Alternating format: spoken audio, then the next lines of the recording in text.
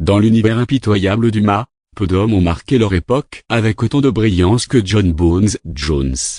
Athlète exceptionnel, stratège génial, champion précoce et dominateur incontesté.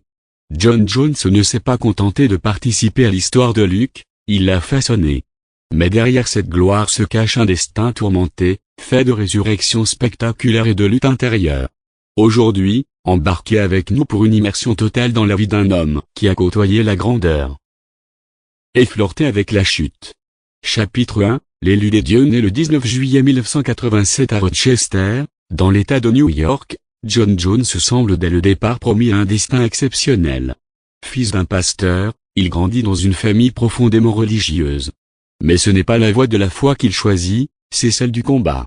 Doté d'un physique longiligne, d'une intelligence tactique hors norme et d'un instinct animal pour la lutte, il entre dans le monde du MMA en 2008. En 3 mois seulement, il signe 6 victoires professionnelles. Le monde commence à murmurer son nom. Luke Appel. Chapitre 2, l'avènement d'un roi. En août 2008, il débute à Luke face à André Gusmao.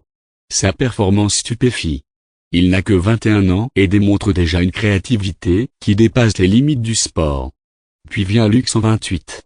Le 19 mars 2011, à seulement 23 ans, Jon Jones détrône Mauricio Shogun Rua pour devenir le plus jeune champion de l'histoire de Luke. Et le matin même, il vient d'arrêter un voleur à main nue. Oui, ce jour-là, Jon Jones était un super-héros. Pour beaucoup, il l'est encore. Chapitre 3, un règne mythique. Le règne qui suit est l'un des plus dominants de toute l'histoire du sport. Il terrasse tous les prétendants, Rampage Jackson, Lyoto Machida, Rashad Evans, Glover Teixeira, Alexander Gustafsson, Daniel Cormier. La liste est longue, et la manière toujours impressionnante.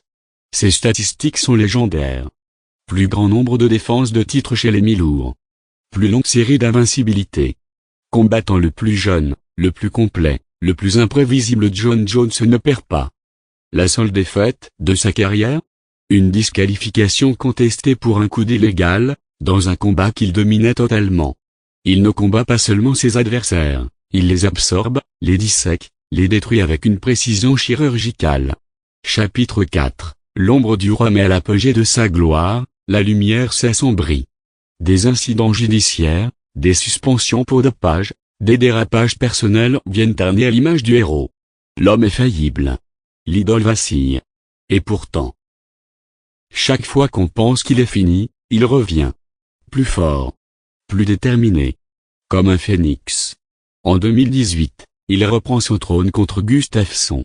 Le roi n'est jamais mort. Il était juste en train de guérir.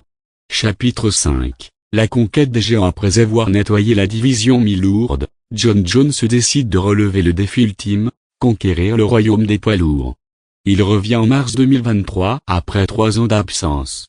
Beaucoup doutent. Lui, non. En 2 minutes, il soumet Cyril Gane à Luke 285. Une performance presque mystique. Il devient champion dans une deuxième catégorie. En 2024, il affronte et domine Stipe Miocic, considéré comme le plus grand poids lourd de l'histoire. Il n'y a plus de débat. Jon Jones est le GOAT, le plus grand de tous les temps. Chapitre 6, le départ d'un géant. En juin 2025, à la surprise générale, Jon Jones annonce sa retraite définitive. Sans combat contre Thomas Spinal. Sans fanfare. Sans adieu dans l'octogone. Mais son héritage? Indélébile. Conclusion, une légende pour l'éternité. Jon Jones, c'est l'histoire d'un génie du combat. D'un roi invaincu. D'un homme qui, malgré ses fautes, a su redéfinir la notion même de grandeur dans les arts martiaux mixtes. Oui, il a chuté. Oui, il a déçu. Mais il s'est toujours relevé. Plus fort. Plus humain. Plus grand. Alors posez-vous cette question, chers spectateurs, peut-on séparer l'homme de l'athlète? Et surtout, Jon Jones est-il, à vos yeux, le plus grand combattant que le monde ait connu?